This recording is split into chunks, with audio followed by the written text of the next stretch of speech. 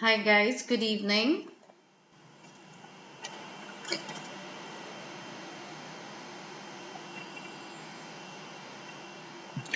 Hi guys, good evening.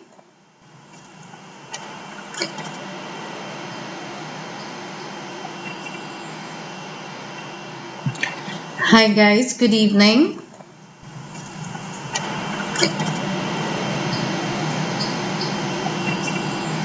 Hello everyone. Can all of you hear Hi me guys, good clearly? evening.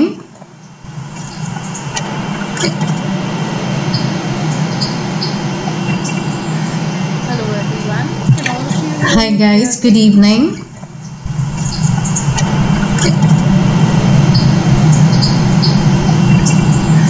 Hello everyone. Can all of you hear Hi me guys, good clearly? evening.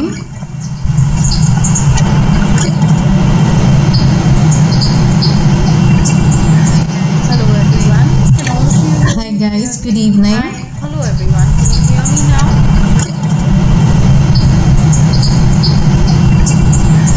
Hello everyone. Can all of you hear Hi me guys, good clearly? evening. Hi. Hello everyone. Can you hear me now?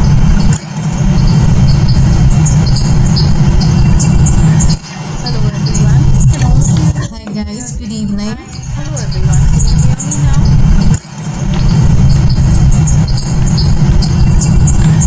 Hello everyone. Can all of you hear Hi me guys, good clearly? evening. Hi. Hello everyone. Can you hear me now?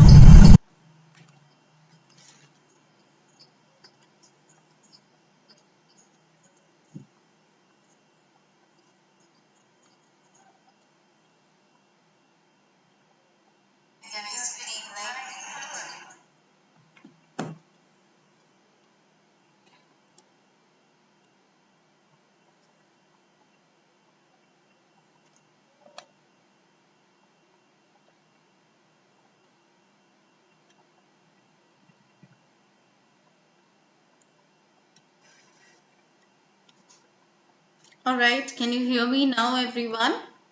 Please confirm.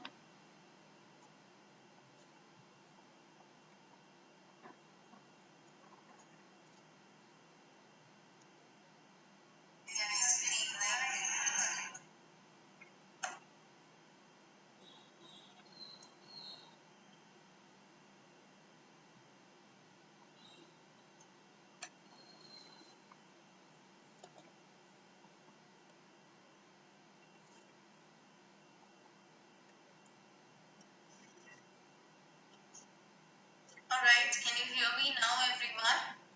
Lovely. Please confirm. So the audio is crystal clear, and so I welcome you to my class today on the Unacademy live platform.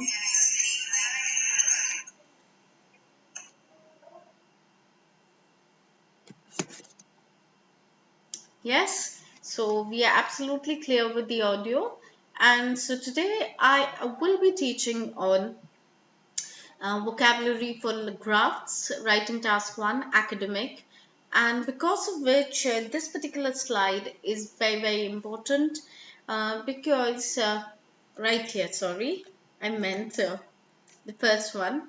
So vocabulary for IELTS writing task 1, academic, grafts.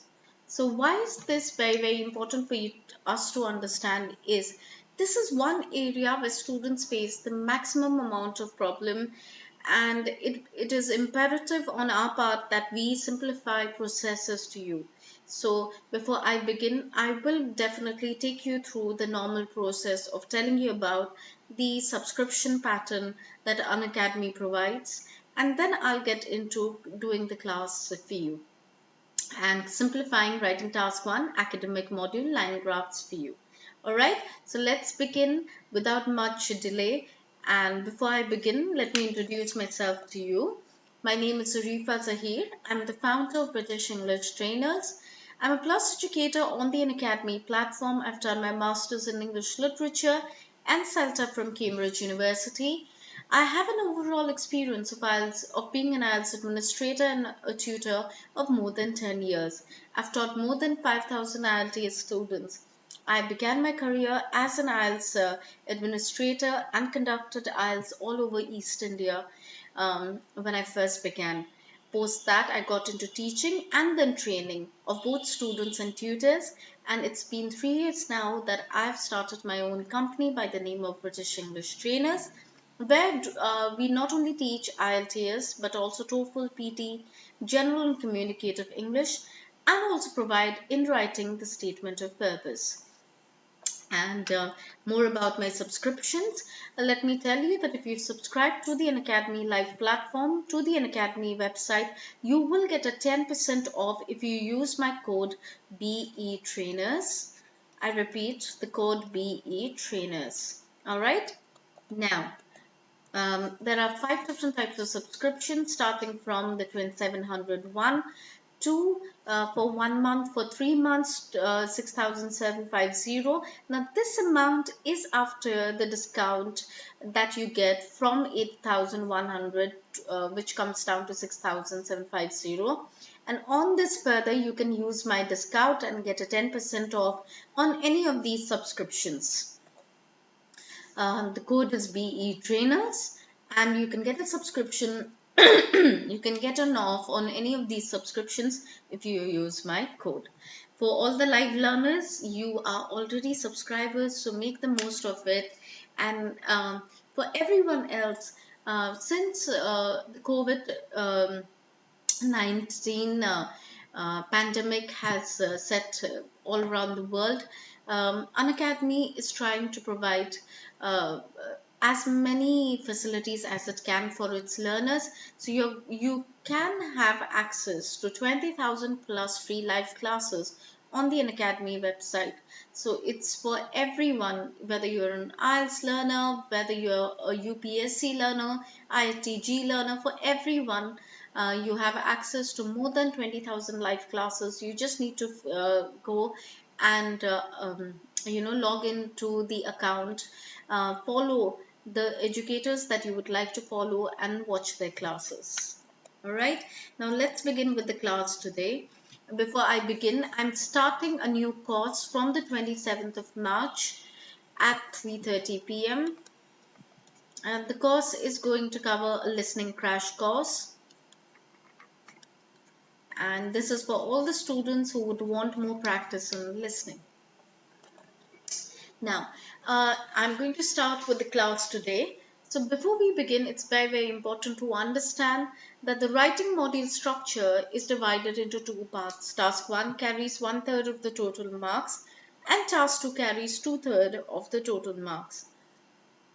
Task 1 is minimum 150 words and Task 2 is minimum 250 words. Now the catch-22 situation out here is the words are no longer mentioned. So it's up to you to keep a tab of the fact that you're not writing no less than 250 words for writing Task 2 and no less than 150 words for writing Task 1. Today's structure definitely is on writing Task 1. For the academic module, writing task 1 is presenting information from a diagram, table, or a graph, and we are doing the graph today. For the GT module, it's writing a letter, that's writing task 1, and writing task 2 is a discursive piece for an educated reader, which most definitely means an essay. Now, what are the 4 assessment criteria that the examiner will focus on while marking task 1? The same criteria are used for both academic and general training modules. In academic, the examiner is going to focus on content task achievement. That means answer all parts of the questions, answer all parts of the question. That means report whatever you see, summarize the information and report it. Unlike the process where you mostly land up writing the 95% process which is given there, in graphs you have to pick and choose your material which you would like to write. So it's very important that you are absolutely clear on how to approach the writing task 1 in the academic module. Organization, the next band descriptor, the criteria on the basis of which you will be scoring your marks are cohesion and coherence. So it's very important to understand that both cohesion and coherence talk about nothing but having a cohesive structure and also using signposting language to connect each of your different stages. There needs to be a structure to what you're writing, and the paragraphing has to be absolutely clear. Also, lexical resource, vocab, and grammatical range and accuracy, again, which is a five thumb rule for all my students, very five finger rule, sorry. Focus on countable, uncountable nouns, focus on complex sentences, focus on definitely subject verb agreement, focus on state verb errors, and my favorite, focus on tenses. So all these five categories are very, very important for you to do well in, so that you can score a very high band in IELTS writing task 1 and task 2, grammatical range and accuracy. Today's approach is going to definitely be on you being able to understand what we are teaching and being able to execute it and write a good writing task 1. I'm going to invite all of you to write a writing task 1 graph with me, and I'm going to check your graph. So that will give you an opportunity to understand how a graph is written and what are the different stages to a graph. Now, vocabulary for graphs and charts, very, very important. There will be stages where I will ask you to take a screenshot. Please do not hesitate and immediately take a screenshot so that you can save it with you and keep it for you to follow it up later on. And you can use it when you're writing. I will also be sharing some writing task 1 graphs for you to do at home. What are you being actually tested in writing task 1? So it's very, very important to understand that writing task 1 as an examination, you're being tested on a few criteria, like few categories. Objectively describe the information given to you first and foremost. Where's my pen? To report on a topic without the use of opinion. So keep all your personal opinions for writing task 2 and speaking part 3. In the case of writing task 1, you're just reporting whatever you're saying. Use suitable language to describe the graph. Now, it's important to notice that the graph language, the pie chart language, all these languages are absolutely different from your general communication language. So it's important to have an exposure to these different types of languages. You be smart, be alert, and take a screenshot of these language points so that you can use them accordingly. I have also created certain activities where you can use these different vocabulary correctly. Now, guidelines for an appropriate answer. Does the report have a suitable structure? Most important question that you need to answer whenever you do a writing task 1. Does it have an intro, body, and a conclusion? We also, I would say, conclusion or an overview. Now, it's important to understand some students are very comfortable writing an overview, while there are other students who are more comfortable writing a conclusion. So you choose vice versa. If you're writing an overview, you can skip the conclusion, and if you're writing a conclusion, then you can skip the overview. Does it include connected words to make the writing cohesive within sentences and paragraphs? Like I said earlier, signposting language is so important, guys. Don't undermine it. The usage, the ability to understand how to use it is very, very important. Does the report use suitable grammar and vocab? Does it include a variety of sentence structures, simple, compound, complex? Now, the thing that you need to remember is, don't worry, I've done a complete class on complex sentences. You just need to go to the Unacademy website and there's a special and a live class. Now, special classes are free for everyone. Live classes, you need to be a subscriber. Now, does it include a range of appropriate vocab? And plus, is there a variety to it? Are you continuously repeating words or are you using a variety of language? Does it meet the word limit requirements? Like I said earlier, no longer on the question paper will you find minimum 150 words. So that's something now you need to be aware of in advance. Does it describe the whole graph adequately? That means, have you approached and analyzed all the aspects of a line graph? Does it focus on the important trends presented in the graphic information? All right. Now, what are the important trends? If we look at this graph out here, you can clearly see that this graph has a starting point, a highest point which remains constant for 10 years. Please note these things. And then again it dips, and the lowest point is 1990, and then it remains constant. Now, the first thing to remember out here is you'll have to learn how to write the intro to the graph. Now, before you learn how to write the intro to the graph, it's important that you know the vocabulary, what vocab to use. Post that, you're going to write the overview. Now, in the overview also, you are going to report only the main features. It's only in the body that you're going to talk about these in detail.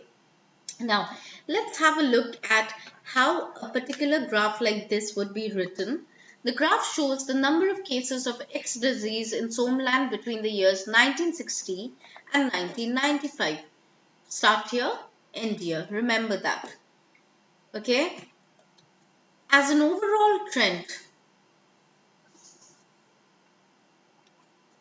Now, before we do that, the one thing that has not been mentioned here is what is given on the x-axis and what is given on the y-axis. You're also going to talk about what has been plotted on the x-axis and what has been plotted on the y-axis. And after that, you're going to give the overview. As an overall trend, it is clear that the number of cases of the disease increased fairly rapidly until the mid-70s. So you can see very clearly out here, increased fairly rapidly until the mid-70s. Yes? And remained constant for around a decade. Remained constant for around a decade. Yes? Before at 500 cases, before dropping to zero in the late 80s. Before dropping to zero in the late 80s. So you can clearly see that only the main feature has been plotted and has been spoken about. Nothing in detail has been given here. So you have to be very, very careful. This is especially for Ratul, Vishnu, to try and understand that these features are important for us to note. We don't need to write everything in the overview of the graph. All right? Give me a yes if you've understood that.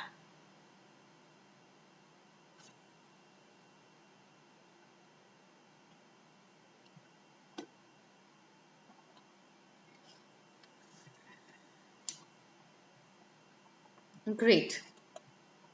Post that it has been explained. Since the overview is there, this is a fairly normal kind of a writing task one. You would need to describe both of it, both the paras in detail. So let's ignore that sample and understand what you need to do. It is important that you describe the whole graph fully. However, this does not mean that you should note every detail. In most cases, there will be too much information for you to mention in each figure. You will therefore need to summarize the graph by dividing it into its main parts. This is what we mean by describing the trends. For example, in a chronological line graph, it might seem sensible to describe the information year by year or period by period.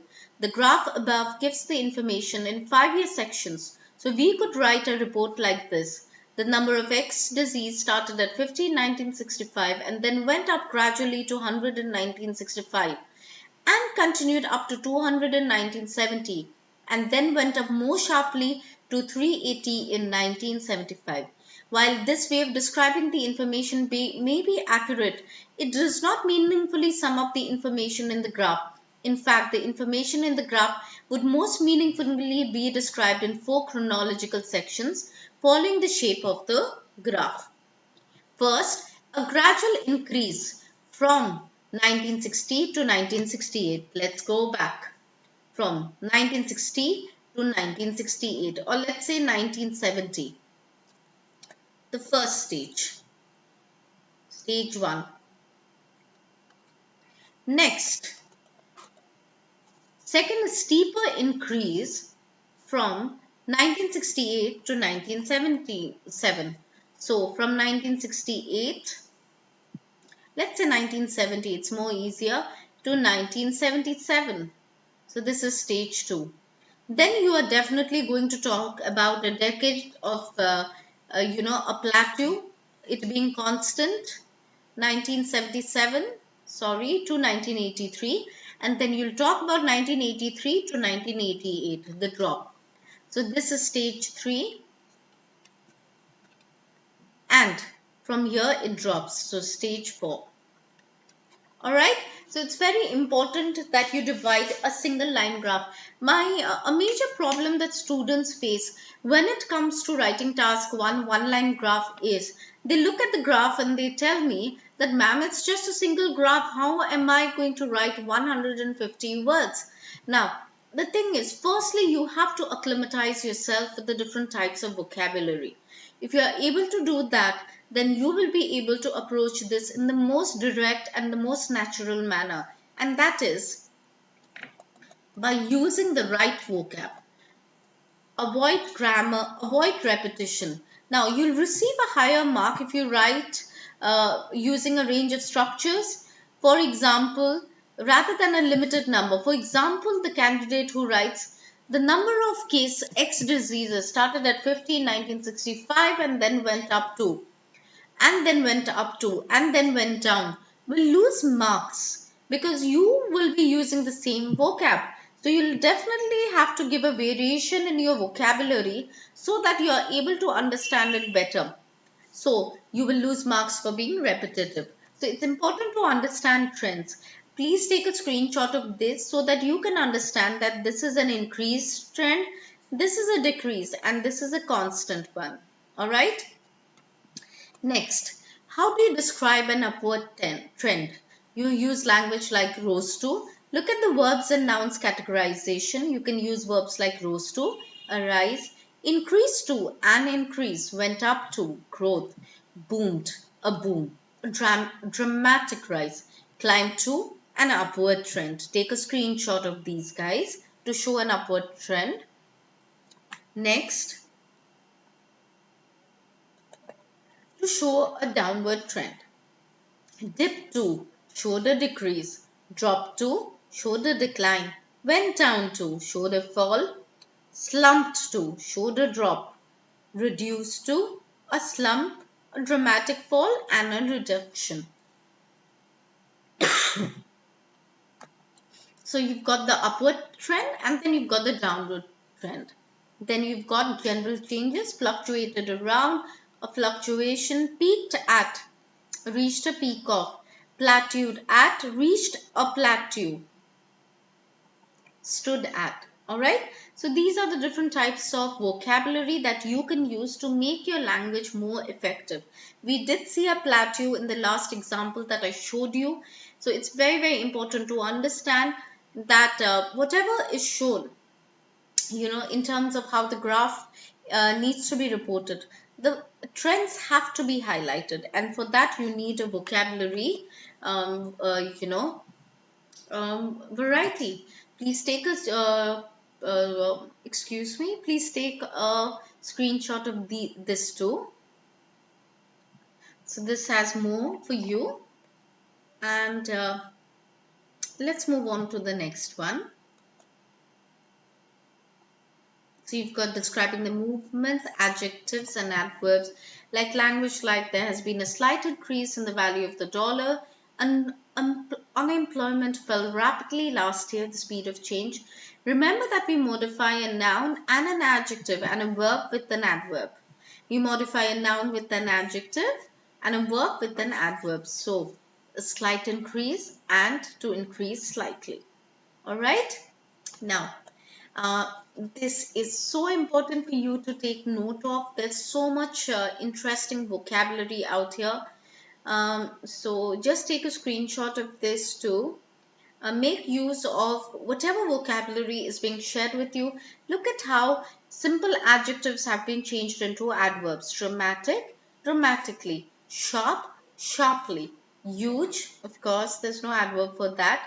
But yes, you could use hugely. I will just check the veracity of that and let you know whether we can use hugely.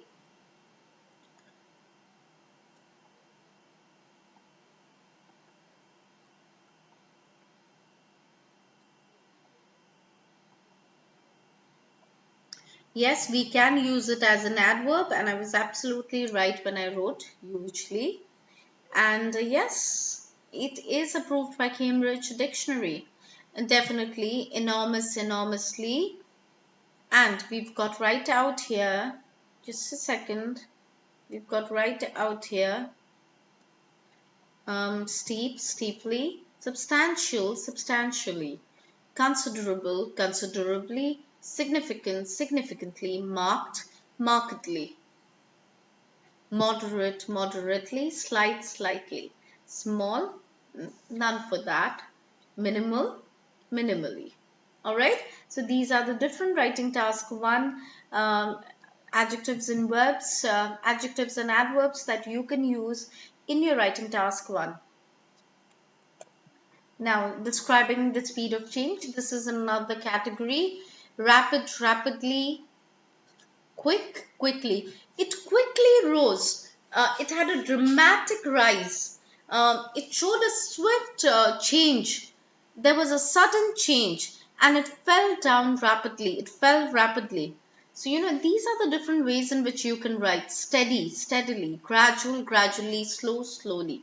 Now, the thing for my students to understand is that this all this vocabulary can seem too much, but just relax, keep it with you, use it when you're writing your writing task one, because this is a class and when I'm speaking it's more difficult to understand, but when you actually use it you'll thank me for this later, because you'll have so much vocabulary before you and you can show a variation. And in fact we are going to write a writing task one right now for you to understand whatever has been taught immediately and to execute it even after the class gets over. Now, what I'm going to ask you to do now is do this fill in the blanks activity. So, you're going to get some time to fill in the blanks with any kind of vocabulary you would think is appropriate. Look at the structure first. Understand whether there is an increase or whether there is a decrease. Choose vocab depending on whether it requires a verb, whether it requires a noun, or whether it requires an adverb. Make a choice yourself and then write, then fill in the blanks, then fill in each gap with the appropriate vocabulary. All right, let's start, guys.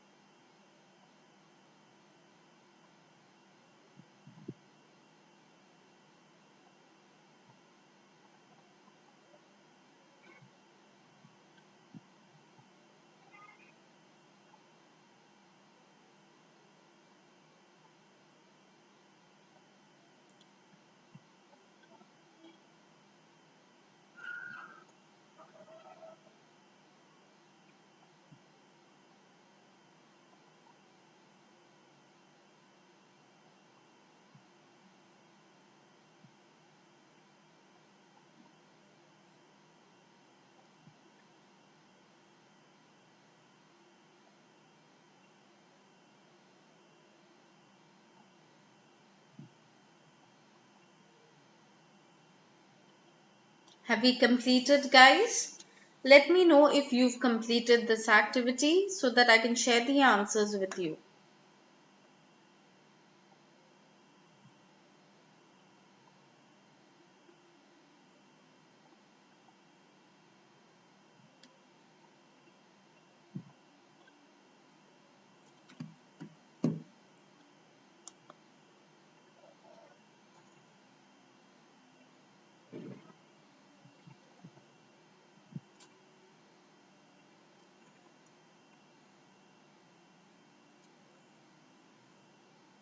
So sharing the answers with all of you. So there.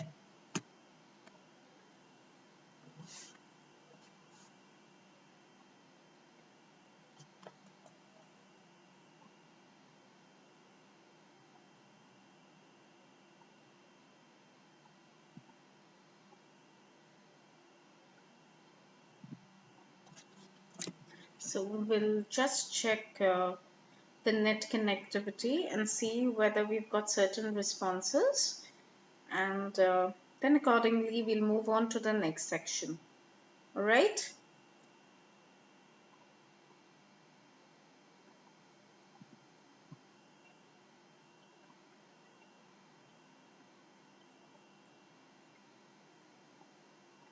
Students, please confirm if you can hear me clearly and if you can view whatever I'm saying to you.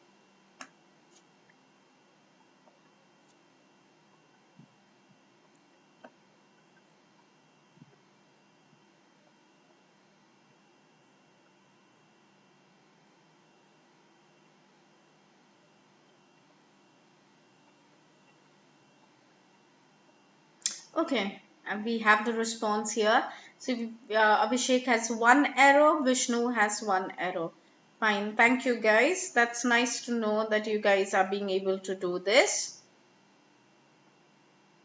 All right, now let's move ahead and look at the other aspects of the activity. So I've got the mobile phone here. So whenever you say anything or whenever you respond, I will be able to view it. Now, the next part. Look how it can be used. Have a look at this wonderful picture, wonderful image, where how language, how vocabulary can be used has been simplified for you. If you would like to, you can take a screenshot of this. Yes, I hope this makes things majorly easy for you to understand. Now, below are useful adverbs and adjectives to describe change. Have a look at this and see in many other ways how you can use it. All right. Now, the other thing that's important to remember is the line graph shows the line graphs show change over a period of time. Below are some expressions to help you describe the passing of time without too much repetition. Time phrases include the last year, the final year, the first year, over the period, over the next 3 days. The next 3 days show at the beginning of the period and at the end of the period. So the general format for writing the academic writing task 1 is as follows. You follow the introduction, talk about the basic general trends. This is your overview for sure, and give a detailed description. So we would say detailed description, starting, presentation type, the different types of verbs that you can use, and the description, how you can use the different, the comparison, the differences, the changes, the number of, the proportion of, how can you make your language more detailed and precise. Everything is given here, guys. Please take a screenshot of this so that you can use it effectively for your writing task 1. Now, it is very important to understand that the overview are the important trends. So it's important to get an idea about how to write them. So I'm going to help you with that next. The chart gives information. So these are some of the sentences that could be used. Gives information. The graph enumerates. So you can talk about I'm talking in terms of bar graphs, pie chart, line charts, line graphs, everything. You could use the same language for all of these and effectively write a good writing task 1. Okay, so what is a writing task 1 graph all about? Introduction, never copy word for word from the question, always paraphrase. At the overview, the general trend, what the diagram indicates at a first glance. It's very, very important to understand that you only write the important trends. Report details. Main features in the details include comparison and contrast of the data. Do not give all the figures, most striking features of the graph. And conclusion is generally your, if the graph is very complicated, you could give a conclusion and skip the overview altogether. But if the graph is simpler, you can again skip the conclusion. And my suggestion to you would be para 1 is intro plus overview. If the overview is small, if you haven't written much, para 2 is detailed body 1 and para 3 is detailed body 2. Alright?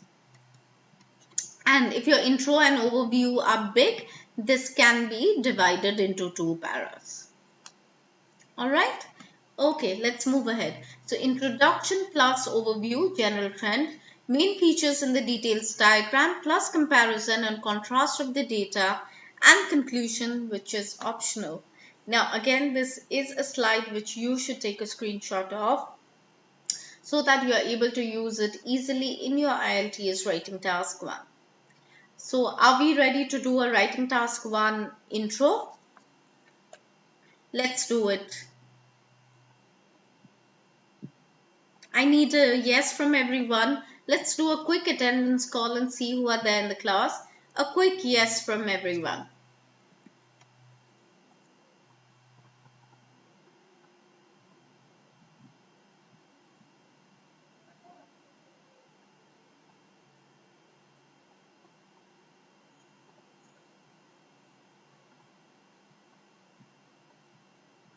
So,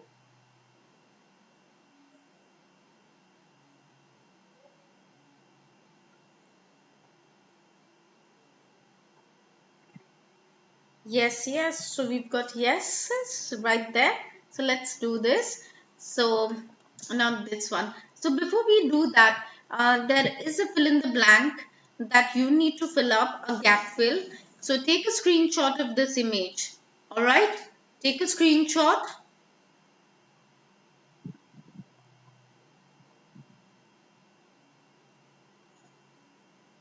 and then do this particular activity.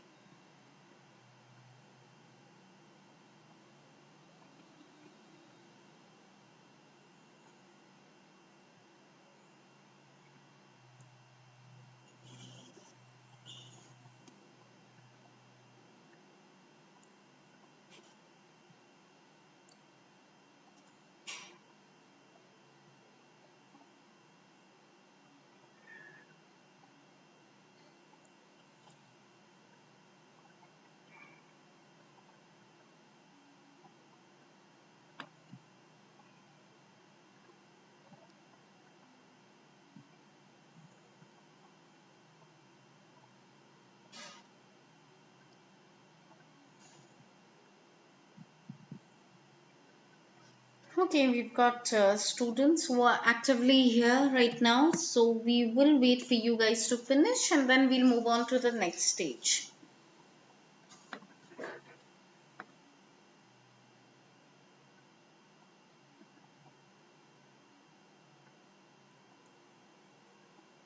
Once you're done, please put done there so that I'm aware of the fact that you've finished.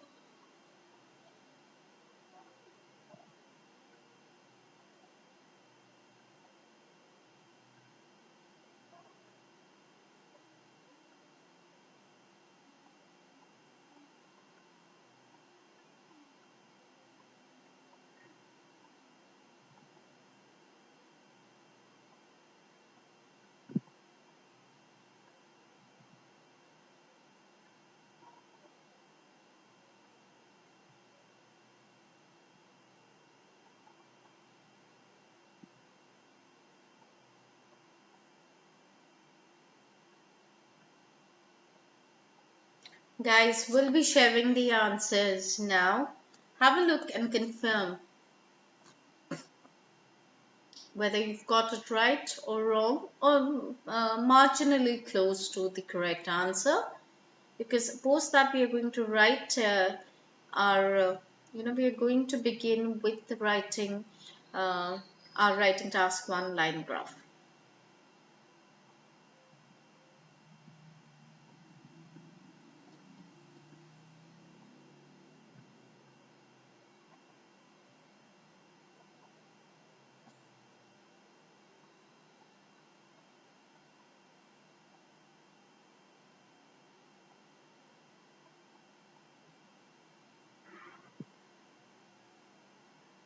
Okay, Abhishek has one arrow. Vishnu, what about you? Ratul, Vishnu, Parveen.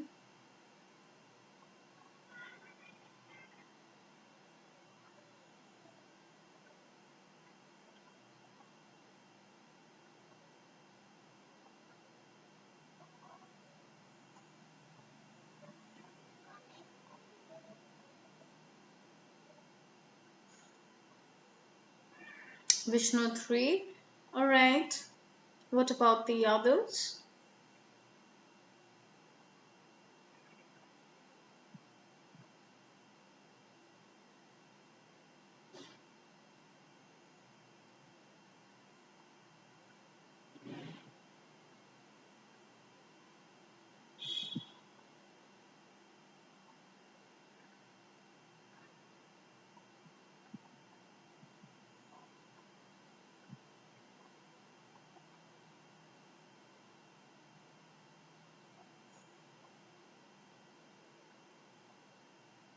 Okay, we are now going to begin with IELTS writing task 1.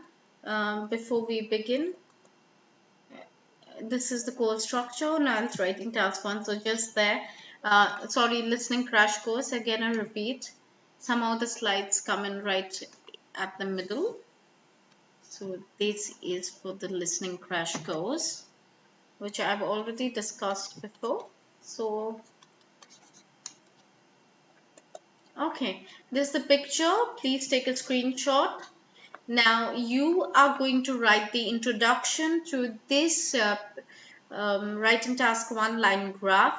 What I want all of you to do is, excuse me, all right. What I want all of you to do is write the introduction to this. So what you'll have to do is you'll have to paraphrase the information given out here. For this, go back to the earlier slides, the screenshots, you'll get a lot of information out there. Paraphrase this information and write the intro to the given line graph. And also mention what is plotted on the x-axis and what is plotted on the y-axis.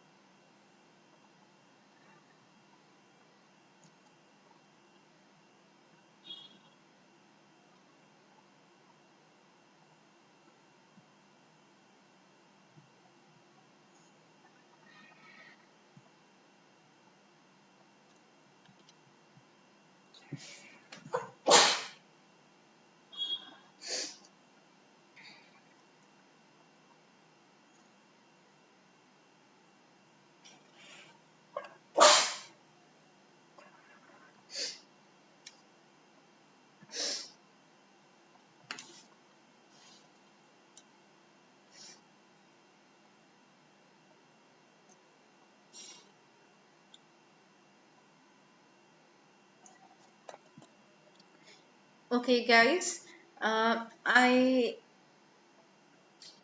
would be really nice if you could hurry up and quickly write the intro to the given line graph so that I can check it for you.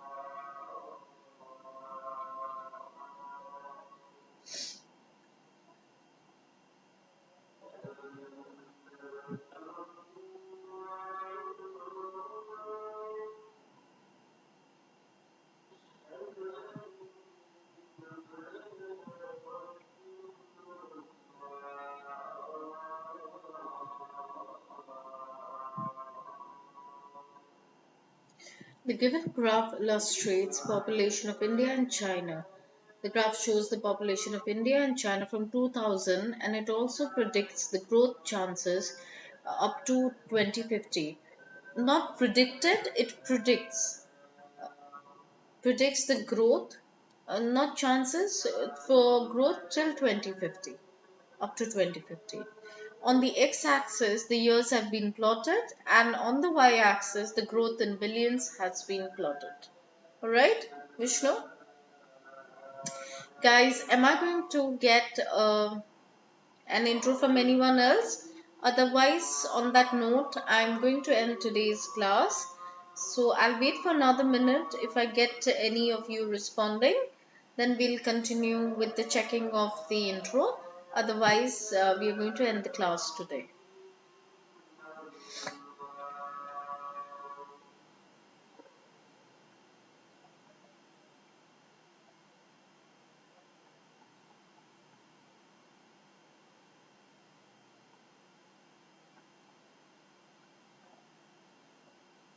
Okay, thank you guys. On that note, I'm going to end today's class.